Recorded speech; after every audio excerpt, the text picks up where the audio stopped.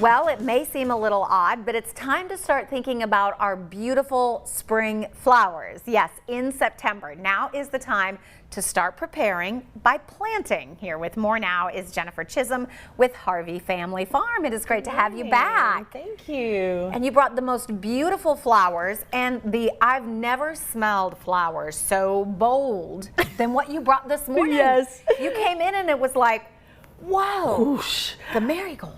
These marigolds, these are a giant head marigold, and it's actually the foliage. So if you ever get a bucket of these or something and you don't like that smell, take off all the greenery. You can still have, excuse me, you can still have that pretty head and not the strong smell. So the flower smell is in the greenery with these? Yes. Oh, Isn't that interesting? You didn't know. And I think they're beautiful, and they do smell amazing. They're just very potent. They're very strong. Yes. Yeah. Yes. Yeah. But you were telling me all of these flowers you actually planted last year at this time. Yes. So something that a lot of people around here especially don't know about is cool season hardy annual flowers. So these are a lot of our old favorites. So we've got bachelor's buttons, rudbeckia, snapdragons, marigolds. These are yarrow and feverfew, and all of these can be planted right now. So if you have the seeds, get them out there. The key to the snapdragons. These are so beautiful. They are, and these are just field grown. I don't have in any special greenhouse or anything. They're just out in the field. The key for snapdragons is to get the right variety. The ones that I have right here are Rocket and Madam Butterfly, and they have bloomed off and on all summer long, but you can plant them now to have early blooms in the spring. So you said the key is planting the right varieties. How do you know which ones kind of work together? So you have to look them up. Okay. Because there's too many for me to explain. There are 4 different types of when they bloom.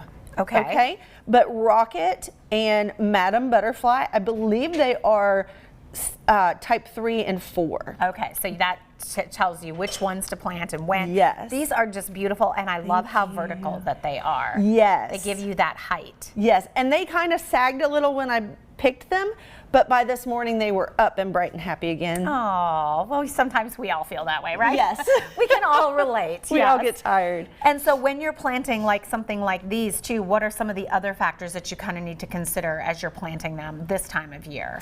So if they are a sensitive flower, so if they're not native, you want to be able to cover them. So with the snapdragons, I definitely keep these covered all year round. Okay. I'm sorry, over the winter to keep the frost off of them. It's not the cold that kills them, it's the frost. So you just want to cover them.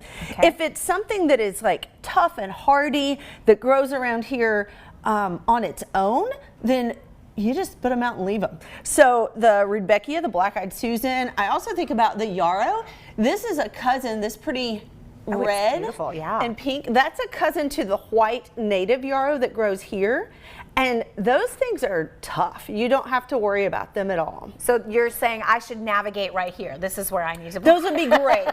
And the feverfew. Feverfew is one that will last, that will survive the winter with no problems. They're beautiful too. And I think they can make like the prettiest bouquets that we're seeing right now. Yeah. Have a lot of this and a lot of greenery. The filler Yeah. really makes it look professional and full and lush. Oh, that's gorgeous. Yeah. And then what are these over here, you said? I want to point these out because I am really surprised to have these. These are bachelor's buttons. Okay. So they're very similar to the cornflower that grows wild around here, but these are a cultivated variety where they come in a bunch of different colors. Get to know, if you have bachelor buttons, get to know what the baby plants look like, because these are what we call a heavy self-seeder. So they're gonna drop their own little babies around, and you can just find them. They're like little presents. The same for a lot of our other flowers. Our snapdragons are another heavy self-seeder. The marigolds are crazy. I probably have 100 baby marigolds just off of those because they self-seed and they replant themselves. Making less work for us. Yes. And if you get to know the difference between a seedling and what you might consider a weed, then you can just remove the weeds, keep your seedlings, and you've got free flowers. Oh my goodness, and that's beautiful. And if not, you can always go pick your own at Harvey Family Farm, yes, which is located right here in Johnson City. For more information too, you can always check out their website. Jennifer, so great to have you on the show. Thanks so much for joining us. Good to see you again, Amy. You bring the prettiest flowers. We're back with more of Daytime right after this.